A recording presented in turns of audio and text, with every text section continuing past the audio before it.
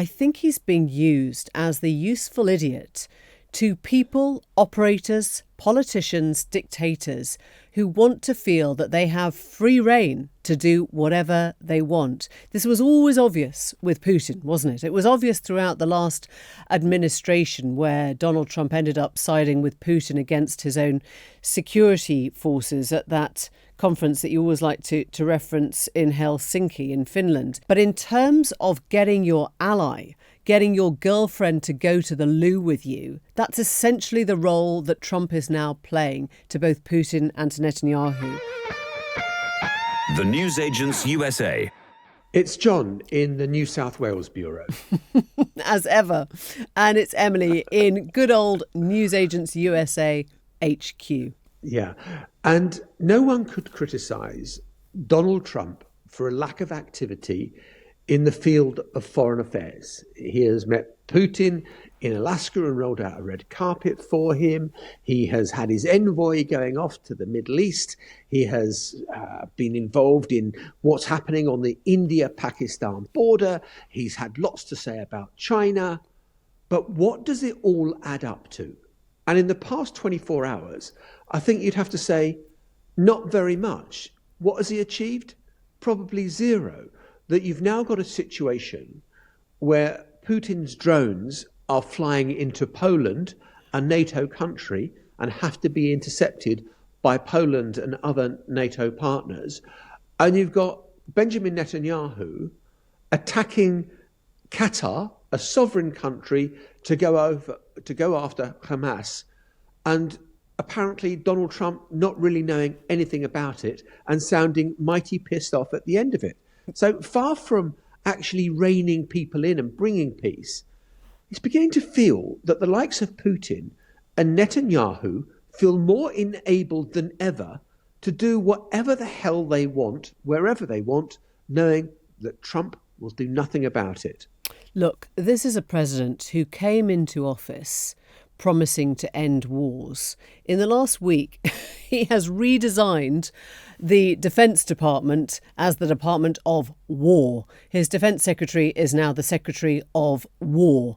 It doesn't particularly sound like an administration that is trying to pull back from war, quite the opposite, in fact. And I think what is telling at the picture that is emerging and those attacks on Hamas or on, let's be frank, Qatar really demonstrate this more clearly than anything else, is that he is being used. I think he's being used as the useful idiot to people, operators, politicians, dictators who want to feel that they have free rein to do whatever they want. This was always obvious with Putin, wasn't it? It was obvious throughout the last administration where Donald Trump ended up siding with Putin against his own security forces at that conference that you always like to reference in Helsinki in Finland.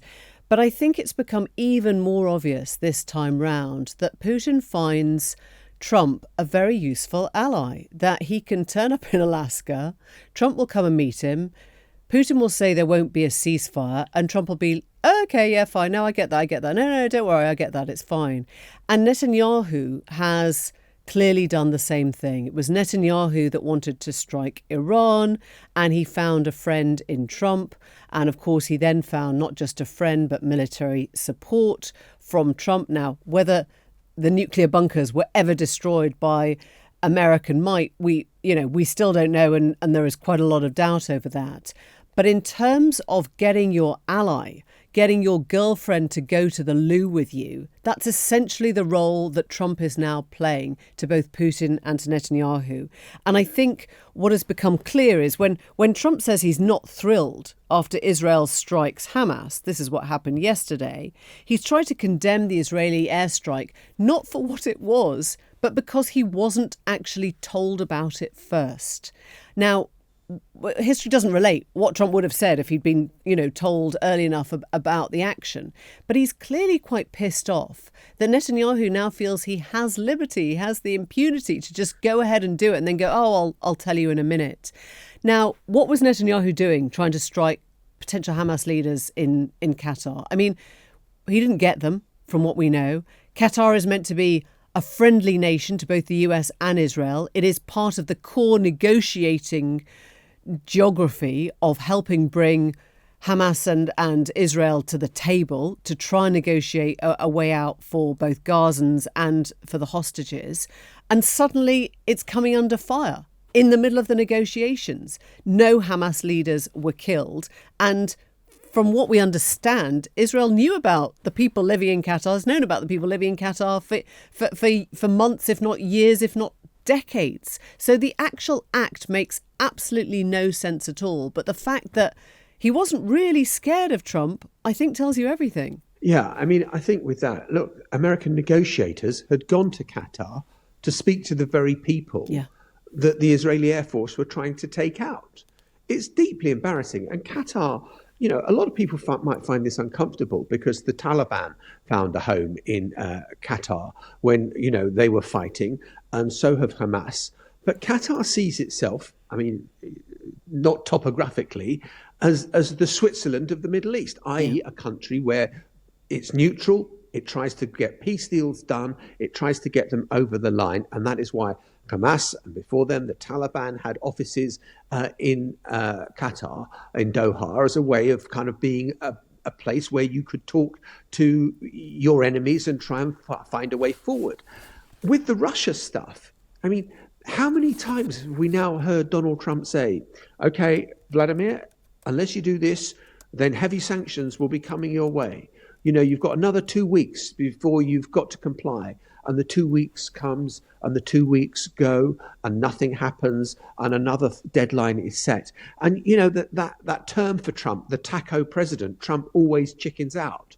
When it comes to dealing with Russia, he always chickens out. Yeah. And we're seeing this repeat itself again and again, so that the people he is trying to rein in are doing the exact opposite now. They feel absolutely free to do whatever the hell they like with the consequences that we're seeing. And Donald Trump seems to be more obsessed with the daily headline of what he's done and what the, you know, I mean, so last week they took out a boatload of Venezuelan apparent drug runners. Now, there was no attempt to intercept the boat. They just blew it out of the water. And Trump posted proudly on Truth Social, that 11 sailors had died. They were narco-terrorists and we got them.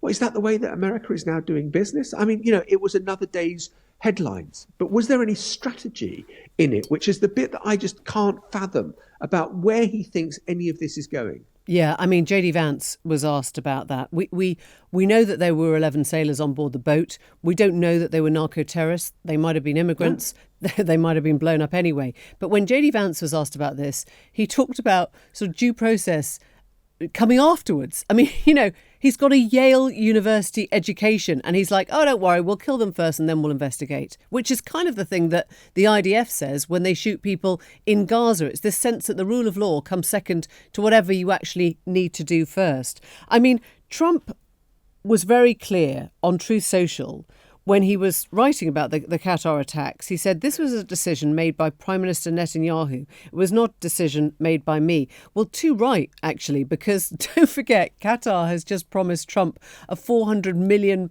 brand new jet. You know, Trump thinks he's friends with these guys. I mean, this is where it gets complicated. You know, is Trump annoyed that Israel's going after Hamas, or is it just annoyed that he's kind of like annoying his friend in the Middle East, the very guys that are building him the brand new Air Force One? And Starmer, who actually called the Emir of Qatar and reiterated his condemnation of Israel's attack, said it represents a flagrant violation of Qatar's sovereignty and risks fueling further escalation in the region. So I guess they're on the same page up to a point there. You know, they're both condemning Israel's actions. But what is Trump going to do? It was only 2 nights ago, I think he said, this is the last chance, right? This is the last chance for Hamas. Now, release the hostages or it's your last chance for Hamas. Maybe Netanyahu hears Trump saying that and thinks, oh, well, great. You know, they didn't release the hostages, so I'll presumably, you know, go with what we all agree then. This is your last chance, it's over, we're taking you out. And that's the trouble, I think, that Trump's rhetoric sort of shoots from the hip. He's very, very good at saying bombastic things before running away from them completely. Look, how many times has Donald Trump said, we're going to get a peace deal? I'm very confident there's going to be a ceasefire in the next couple of weeks in Gaza.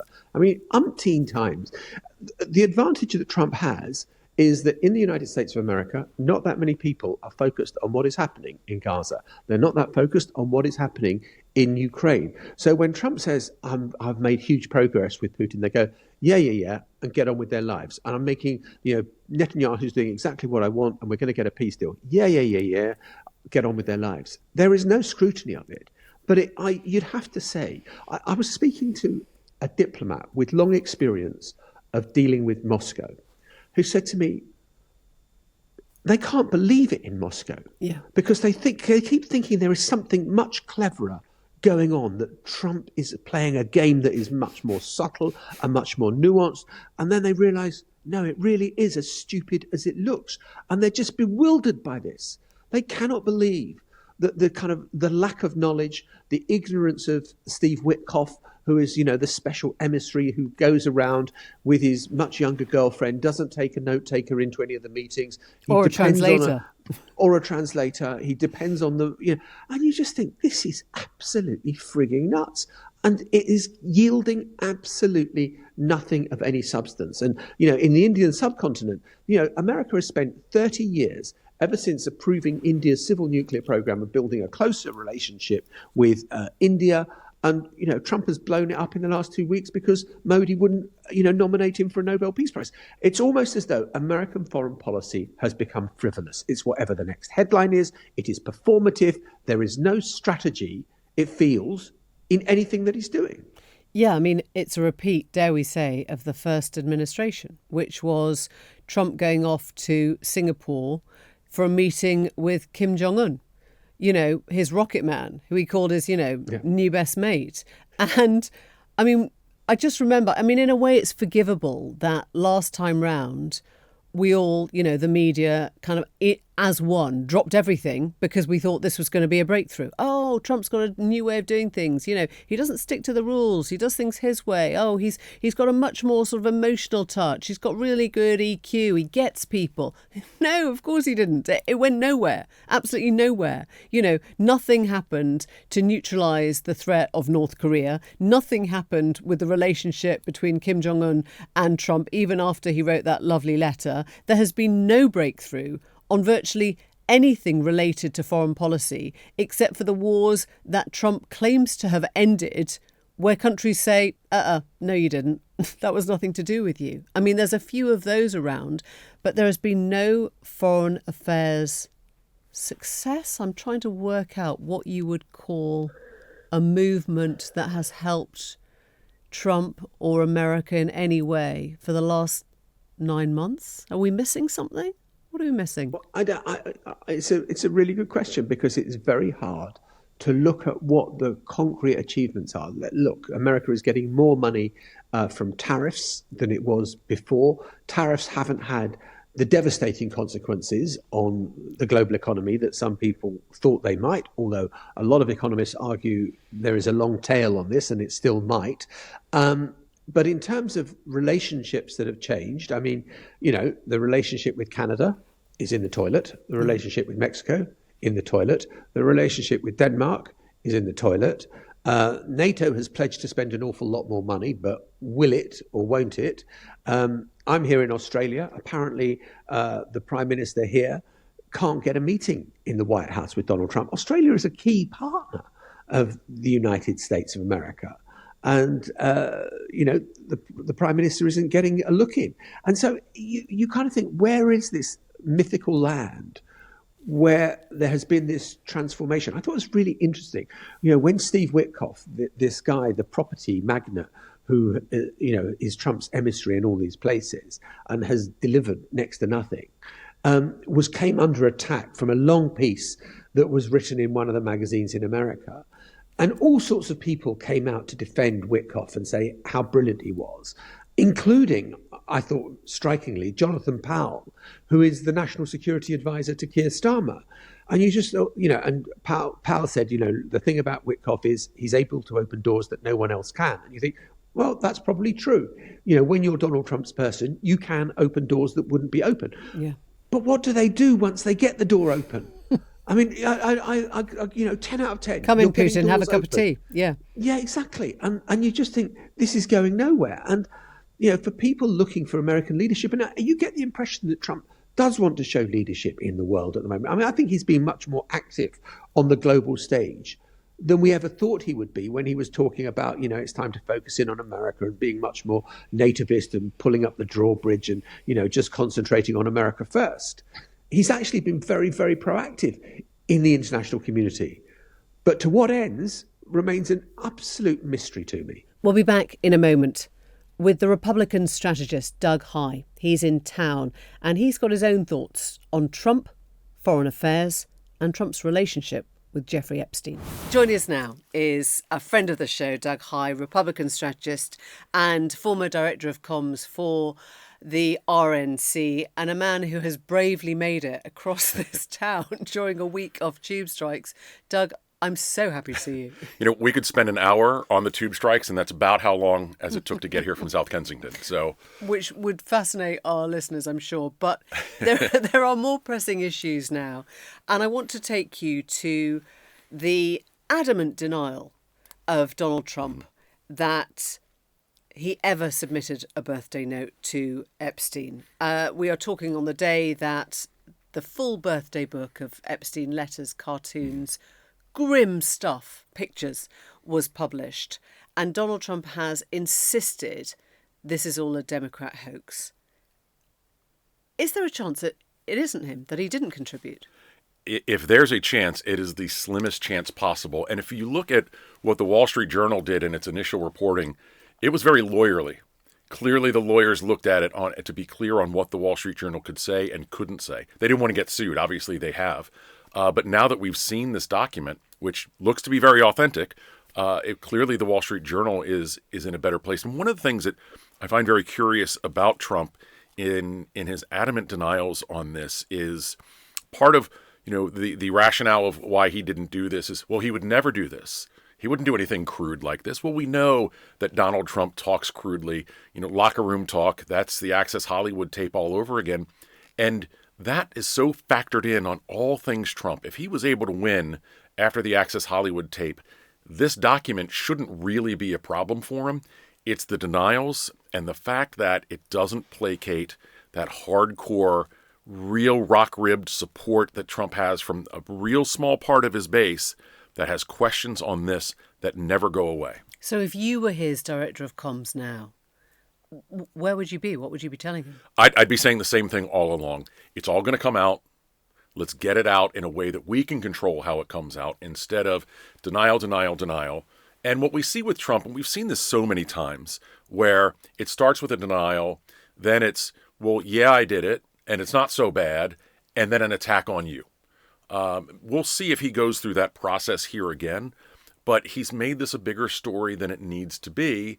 And obviously this has artwork, and artwork drives things. I can tell you, when I've worked on scandals at the RNC especially, journalists would say, well, the artwork is so good on this, it's going to lead the news for the next week.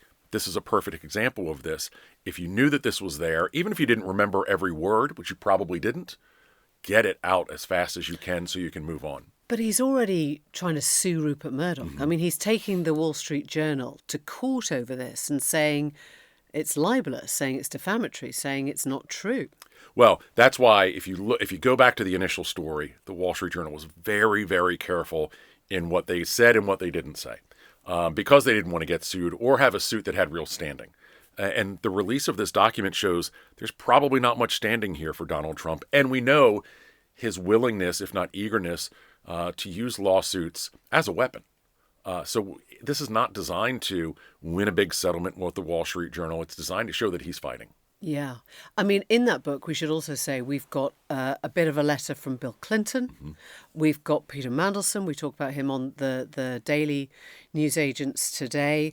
We've got 150 other people who haven't denied that they've been part of this birthday book. So it would be odd if there was just one fake in the whole thing, right? Absolutely. And that's part of, I think, the trouble that Trump puts himself into. He puts himself into a corner unnecessarily where very clearly, if everybody else is now admitted to this, even if they have regrets, like we saw with Lord Mendelsohn yesterday, certainly at PMQ earlier today, as it's a very big issue there, Donald Trump's the outlier here. And one of the things I found very interesting is if you walk in Washington, D.C. anywhere, you will see stickers and posters up, any mailbox that they can put them up, any lamppost they can put them up on, about Trump and Epstein. And usually it's Democrats who used to really like Bill Clinton. So there's some irony there. But Trump should be able to use that to his benefit. And instead, everything is... What do you mean, how? Lump himself in with Bill Clinton. Make it harder for those Democrats to attack him, because very clearly another former president was friends with him too. And Bill Clinton does have, even today, even if his standing isn't what it used to be, still has a sort of likability and even lovability factor with a lot of voters who look at him fondly, even though he behaved badly, embrace that part of it and say, yeah, a lot of us knew this guy and we didn't know that. The problem for Trump is the weird language in that note. Maybe he didn't know what was going on, but that was some weird language that, okay, inside jokes always sound different to people who don't know the inside joke, but we know what happened.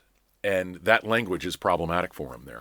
And obviously, the way, without getting into too technical here, the way that signature is placed also as well. One person who's not at all tarnished by this, not least because of his age, is J.D. Vance, the vice president.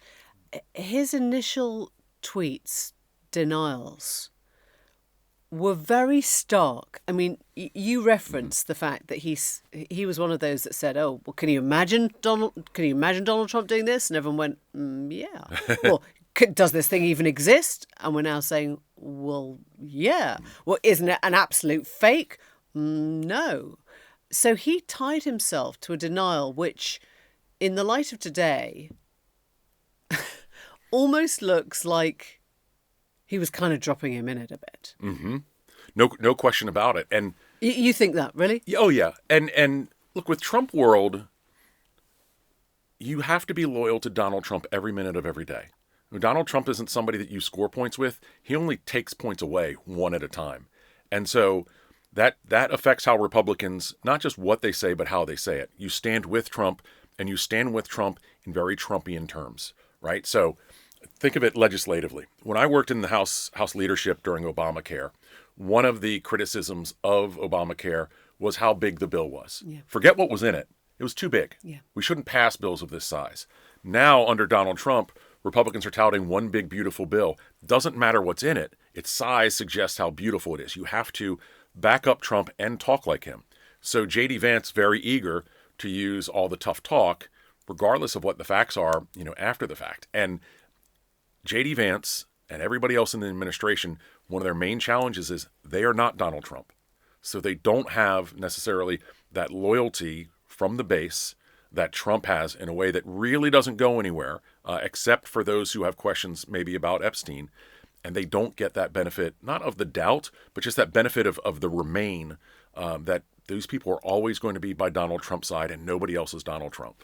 I think we're saying different things then. Okay. So you think that J.D. Vance was trying to support him in that tweet? Because there's a lot of people who think he knew exactly what he was doing when he wrote that. He knew that it would be uncovered. He knew the book existed. And he knew it did sound like Donald Trump. He was dropping him in it. He was making it harder for him. You don't agree with that? Well, I think you still have to back Trump up all the way, because if you don't say that, and he probably knew, like we all sort of know without having facts, that Trump knew him, bawdy behavior, crude behavior that Donald Trump is known for. He was the guy who would walk into dressing rooms at beauty pageants and all this.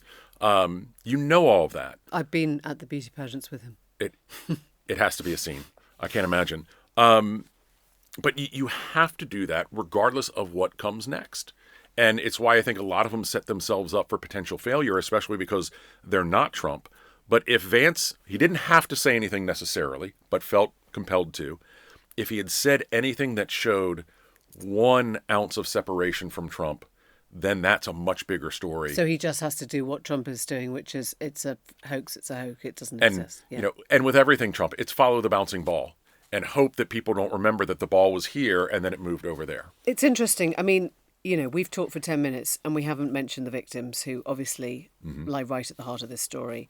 And there are some curious sort of groupings now in Congress between Republicans and Democrats who are both actually putting Epstein's victims central to what they're trying to do now. Ro Khanna for the Democrats, who has really made a big deal of hearing the victims' voices in this. And he's joined by Marjorie Taylor Greene. She of the kind of Jewish space lasers conspiracy not so long ago, but she's saying she'll side with the survivors of Epstein's sex trafficking operation, and she can use congressional immunity to walk into the Capitol and on the House floor say every damned name that abused these women. I mean, she's going to do that. She could do that. She could do that. We don't know that she will. Again, a lot of Trump world, and she still is a part of it. She'll still be at Mar-a-Lago and, other things like that, or Mar-a-Lago North, the White House now. She'll still be invited to those things. They want to keep her in the tent so she can threaten these things. If she does it, that's a different matter because that could blow things up. And we are seeing a lot of different alliances. Ro Khanna is very smart, very shrewd.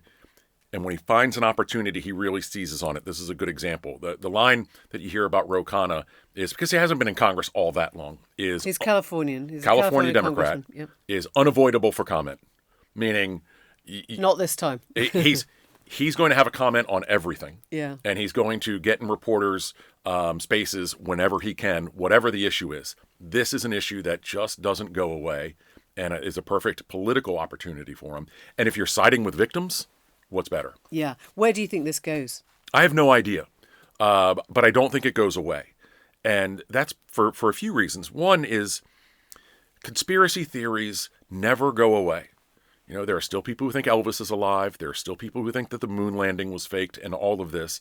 And once you go down, conspiracy road, whether you turn left on conspiracy road or right on it, you find yourself trapped in a neighborhood that you can't get out of, and you just get further and further down. And, as an example, last month, I was in Lake of the Ozarks, Missouri, at a friend's lake house. And in the town of Lake Ozark, there's a strip of restaurants and bars and what have you. And there was Teresa's Trump Shop. Huge American flags and every bit of Trump paraphernalia that you could find. And probably the last existing Let's Go Brandon t-shirts and things like that. And I walked around for a couple of minutes, and in fairness, I don't know if I spoke to Teresa herself, but I asked the woman behind the counter, do you have anything, mixed in with the Donald Trump as Rocky Balboa and Donald Trump as a gangster rapper and all of this? Do you have anything, bumper sticker or anything on the Epstein files? And she said, no, I wish we did. And I sort of joked, like, when are we going to find out, who was in the files? And this woman whose business on a day-to-day basis is based on Donald Trump, said, what's the holdup? And so when I first heard about this letter, my first thought was, I wonder what the woman at Teresa's Trump Shop thinks. Because that is so core of a base for Donald Trump. And at Lake of the Ozarks is a very Trump area. You will see Trump flags flying. You'll see Gulf of America flags flying, even though it's a lake. That somebody who is that personally bound to Donald Trump, not just voting for him, has doubts about the files, tells me this doesn't go away. Does any of it add up to any real electoral difficulty for Donald Trump there? I mean, we are, still, 14 months out from the midterms. Mm-hmm. I guess a lot of people who vote in the presidential elections don't actually turn up to vote sort of in the halfway elections. I mean, are you seeing anything that suggests this is affecting polling, favourability? No. How he's doing? No, right? No. But most voters, they'll talk about this. You hear about this issue a lot. But then, you'll be at a restaurant, it may come up in conversation, but that meal ends with, I can't believe how much dinner cost. And those issues of inflation and affordability, whether it's food and groceries, housing, all these things that are tied to the economy, that's going to be the driver and for the election. And where that stands Labor Day of next year, I think really tells us where the midterms will go. And there will be other issues that flare up. But we should also just remember history here. History tells us that the Democrats should win the House. potentially even the Senate. That map is different there and always more complicated. But, you see so many stories right now, Emily, of the Democrats have no message and their polling is the worst it's ever been, all of which is true. But I remember, this time in 2009, when Republicans had Barack Obama in the White House at 60% approval at this point. Time magazine put out a cover story with the Republican logo and labeled us an endangered species.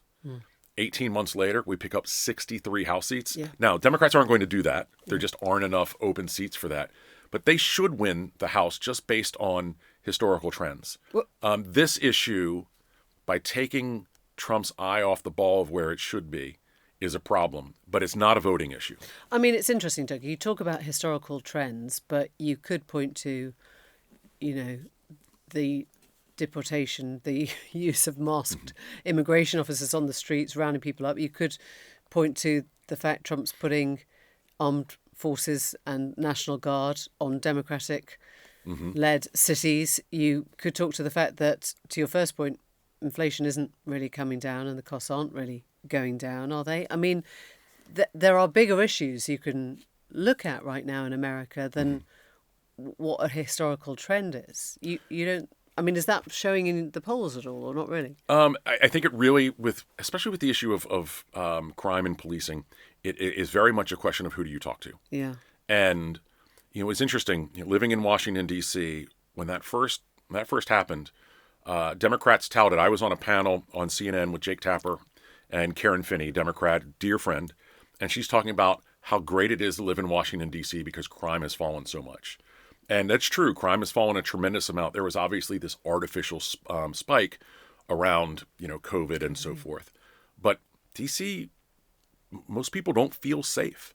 And, I said, let's walk to Union Station, the train station 3 blocks from CNN, and did a litany of the things that I had seen at the train station, just in the past year, including a girl brawl at the metro stop, which was get me out of here, and there were no police in sight. Do you feel safer with the troops on the streets of your city? Not safer per se, but I don't have a problem with them being at a major train hub like Union Station. What I tell you is, even before this, would I walk down my main street at night with headphones on? Absolutely not. I mean, the piece of footage that has consumed American media in the last week, you'll have seen it, is the attack on a subway train of a young Ukrainian woman. Absolutely unprovoked. It's a stabbing. Yeah. It leaves her dead. It's horrific. I mean, not least because you see it through the sort of CCTV of the transport network. And yet the way this has been sort of repackaged is very much in racial terms, isn't it? It's been, a black man getting a young blonde woman, and is this what America stands for? Isn't Trump right to put the soldiers on the streets because of this sort of stuff? And I guess that they put a lot of blame, the hands of the is it the Democrat governor there? Yeah. So that's my home state. Yeah. And this is North Carolina. North Carolina. So it happened in Charlotte. I used to live in Charlotte a long time ago, and it's become a very real political issue overnight. And for the sitting governor, it's an issue. He's obviously not up for re-election anytime soon. But for the previous governor, Roy Cooper, who's running for the open Senate seat next year, he's going to have to answer for this as well. And the Democratic messaging, I think, on this issue has been appalling. Right. People don't just view crime as a statistic; they view it emotionally. Yeah. And when they see or hear something, it doesn't matter if it's in their town or not. When it is your town, it hits harder. But everyone in America sees footage of a group of 6 kids going into our version of Boots, clearing everything out in 3 minutes, and they don't like it. And the next time they go to get toothpaste, shampoo, or whatever, you push a button and somebody comes and unlocks it for you. So you may not be a victim of crime, but you're seeing it and you're dealing with it. So what are Democrats saying that's so wrong, or what should they be saying when this footage circulates now? I think that the best person on this issue for Democrats has been Washington, D.C.'s mayor, Muriel Bowser. She, obviously, with Washington, D.C. having a federal component that, say, Chicago or Charlotte wouldn't, has to deal with things differently, but she's trying to approach. In other words, the president is allowed essentially to 100%. take over the policing of DC. 100%. And anything else that he wants to, essentially. It's just carved out in the Constitution that way. She's saying, I want to work with this administration to reduce crime. That's a reasonable message that actually also sells better to African-American voters in D.C. Yeah. When I was on that panel with Jake Tapper and Karen Finney, Jake played a video of an older African-American woman in D.C. who says, I welcome this because I don't feel safe in my neighborhood. There are a lot of people who either feel that way or they see enough of it in other cities. They just want this fixed. And there's almost a point where you can't be too tough on crime. And I say that fully supporting the criminal justice reforms that Trump signed. Trump was probably the only Republican president who could. I wish he'd still live up to those. I do see a certain irony that all of a sudden a lot of Republicans are welcoming Ukrainian refugees. I hope we'll welcome more of them. So yeah, there's a lot of political opportunism here. On the Republican side, it's also fed by, I think, just terrible messaging by the Democrats. If the Democrats were smarter about this, as Muriel Bowser has been, I think it blunts some of that. If you're the Democratic governor from North Carolina, smart guy, I've met him a few times, you should have a statement on this immediately. Where does it took forever. Where does the Gavin Newsom approach hit then? I mean, he's the guy who's basically trolling Trump at his own game, writing in block caps, coming up with a kind of pseudo nicknames. I mean, he's got a very good or a very sharp social media strategy on this to kind of be Trump. Well, it's funny to me because for years I've had Democrats tell me how awful Donald Trump is and how terribly he communicates. Now it's amazing when Democrats do it, right? So I see a whole lot of irony here. Yeah, because it's a piss take. Yes, of course. What I don't know is if this is effective. It certainly is getting Newsom talked about a lot, but is it effective outside of the Democratic base? Meaning, I remember one day in New York City, I was walking up Broadway, and somebody was walking towards me wearing a Beto O'Rourke for Senate shirt. And Broadway is not where Beto O'Rourke needed those T-shirts to be. He needed them in Brownwater, Texas. Yeah. If you're somebody who bought a Beto O'Rourke T-shirt or bought the Harris Walls camouflage T-shirt and said, now we have a message, you're loving this. If you're anyone else, I don't know that you're really paying much attention to it. Doug Heye, brilliant to have you in the studio. Always a as treat. ever. Thank you for bearing the traffic and coming in. Well, a week today, that unprecedented second state visit begins for Donald Trump. This time he will be in Windsor Castle, not Buckingham Palace. And I have been speaking to some of those close to the organisation of this trip who believe that he's going to quite enjoy Windsor Palace. He's got apparently a very nice bedroom overlooking the Windsor Great Walk, fantastic views, with its own sitting room and very good hot water. It's always good to know that our medieval castles can come up to scratch when it involves the running of a bath, and I'm reassured that everything functions pretty well. What he won't be doing, from the sounds of it, is coming near London. Need I remind you that the last time he made a state visit, a little balloon, or rather a large balloon, was launched over the streets of London of Trump wearing a nappy, and people came out to protest in their droves, and it drove him slightly mad. So, yeah, he may well give London a swerve. He heads straight to Windsor, and he will be welcomed by the King and by many of our politicians. Many of the government ministers are going. The one person who won't be going, Ed Davey, who says he doesn't want to attend whilst he believes Trump could be doing more to solve the Gaza famine and isn't. He's staying away. A night in the Jim Jams, perhaps, and who can blame him? Bye for now. The Newsagents USA.